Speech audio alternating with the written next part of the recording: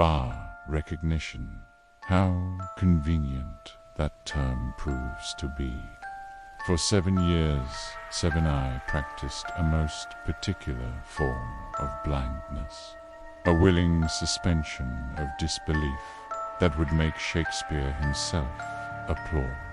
You see, when someone's attention becomes your addiction, when their validation becomes the very air you breathe, the mind becomes a most creative storyteller. She's just stressed. The way she speaks to me, that cutting tone, that casual dismissal, it's not cruelty, it's passion. Oh, how beautifully I wove that narrative. How artfully I explained away each incident. Friends disappearing one by one, invitations ceasing, social circles contracting, until it was just her and the echo chamber of my own desperate justifications. They don't understand her like I do. They don't see her complexity, her layers, her depth. Depth, what a fascinating word for manipulation. The ring, my grandmother's ring. Family heirloom passed down through generations of actual love. When it vanished from my possession, I told myself, convinced myself, fit was ... misplaced. Surely someone who claimed to love me wouldn't steal from me, take the one tangible connection to my lineage and then trade it for someone else. But denial is a powerful potion. It numbs everything, even, especially, the truth. But all potions eventually wear off. Evidence, you see, has a most inconvenient tendency to accumulate, like sediment in a cauldron, layer upon layer upon layer, until even the most gifted self-deceiver cannot ignore the pattern. Exhibit A, the phone, always face down, always protected, guarded like the most precious of secrets. When questioned, and oh, how carefully I learned to question, the response was always predictable. You're being paranoid, you're being controlling, you're being crazy. That word, crazy, how liberally it was applied, how casually it was deployed whenever I dared to trust my own obs. Exhibit B, the friends, the ones who mysteriously stopped calling, who became unavailable whenever she was mentioned, who would look at me with that particular expression. You know the one, part pity, part fear, part recognition, that they were witnessing something wrong, but felt powerless to intervene. I told myself they were jealous, envious of what we had, what we shared, the intensity of our connection. Connection, what a beautiful word for imprisonment.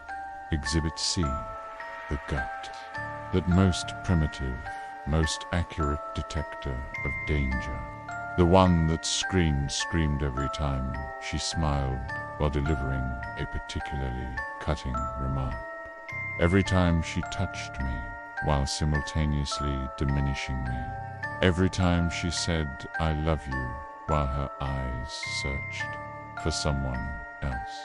7 years. 7 years of explaining away what my body knew, what my soul recognized, what my mind refused to accept. And then the text, one simple message sent to the wrong person, meant for him, about me, about how tiresome I'd become, how pathetic, how easy it was to keep me dangling while she explored other options. The evidence, all of it, every single piece, suddenly lined like stars forming a constellation, like ingredients combining in a cauldron, like puzzle pieces clicking into place with that most satisfying and most terrifying sound of recognition. You know what's fascinating about awakening? It's not gradual. It's not a gentle sunrise. It's a lightning strike, a revelation, so complete, so devastating, that it actually restructures reality itself. One moment, you're living in a carefully constructed fantasy. The next, you're staring at the architecture of your own deception. 7 years of being molded, shaped, trained like some pathetic creature to accept less, to be grateful for crumbs, to apologize for having needs, for having standard, for having the audacity to expect basic respect. The gaslighting wasn't subtle. It was systematic, methodical, a campaign designed to make me doubt my own perceptions, my own memory, my own sanity. You're remembering it wrong. That never happened. You're being too sensitive. You're imagining things, each phrase a small dose of poison administered daily, until I began to question everything, until I began to doubt the evidence of my own senses. But do you know what happens when the poison finally stops working? When the spell breaks, when the fog lifts, you see everything, every manipulation, every lie, every moment of calculated cruelty, all of it simultaneously, like watching 7 years of footage played back at once, with the sound of your own laughter echoing in the background. The laughter, that's what I remember most. How she would laugh when I expressed pain. How she found my confusion so amusing. How my attempts to understand what was happening provided her with such entertainment.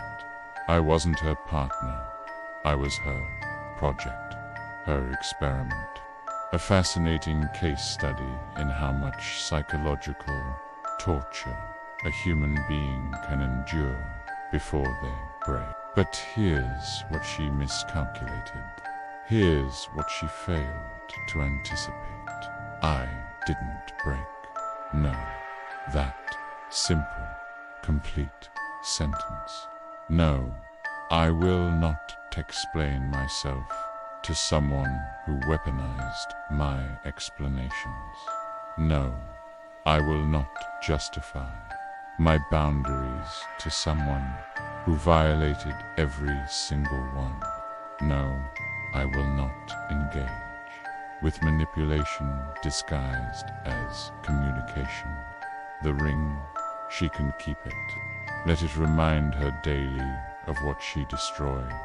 Let it sit on her finger like a curse, connecting her forever to the moment she chose convenience over character and him.